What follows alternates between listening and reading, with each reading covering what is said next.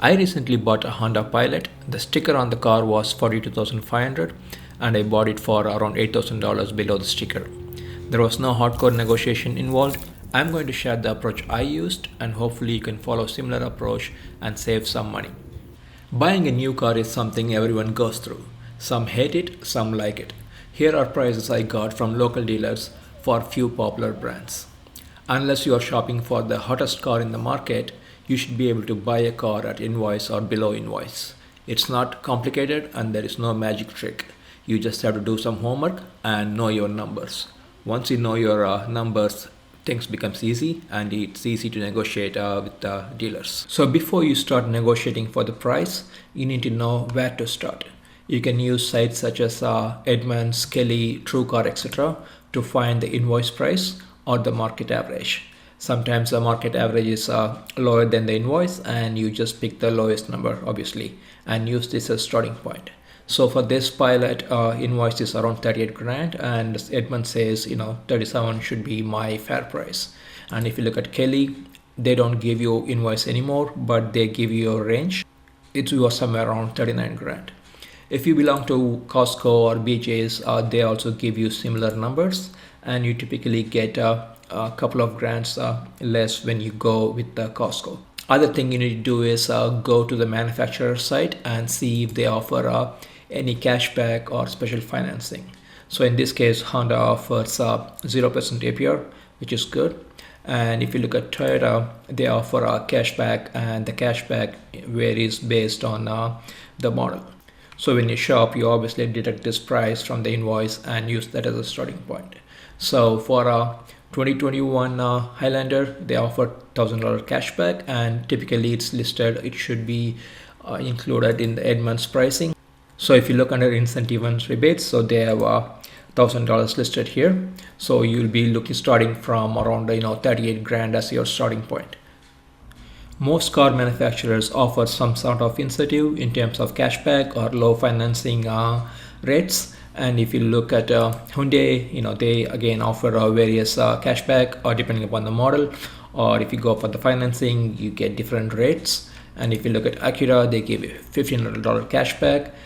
You get the point. In addition to that, if you belong to military or a college grad, you get additional discounts. So make sure that you go through the manufacturer sites and take this amount, deduct this from your invoice and use that as your starting point. Coming back to my Pilot example. So if I go to a dealer and say, I will buy for 37.8, most of the dealers will happily sell this car to me without breaking any sweat.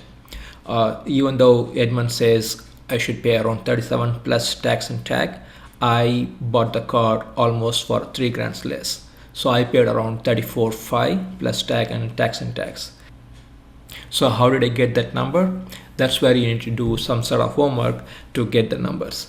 So no matter what car you buy, there you will find some sort of forum in the internet for that particular model. So in this case for the Pilot, it's you will find similar threads like this. The price is paid.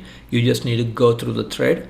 So spend some time in the thread, go through the thread and see what people have paid around your area for the particular model that you're interested, and that will give you a true market average on what everyone paid. So based on that, you can use that as a reference, or you can always IM them and ask if they can share the dealer contact, and most of them will happily share the information to you. So that's how I got my number, and going through this thread, it allowed me to save almost 3 grand from what was listed as Edmund's suggested price. So every car will have similar threads. So if you look at Acura, there's a site called Acura Zine, and there's again a 2020 MDX prices paid. And again, go through the forum. If you look at Hyundai, there is how much did you pay. So you get the idea. So BMW, again, typically what people pay for the cars, and Toyota Highlander. So almost every car will have similar forums. You just need to go through the forums, and once you go through the forums, you find the lowest number that's close to your state and use that as a starting point. And the dealers may say, oh, we can't do that, but if you tell them this is where you got the number, most of them will sell the car to you.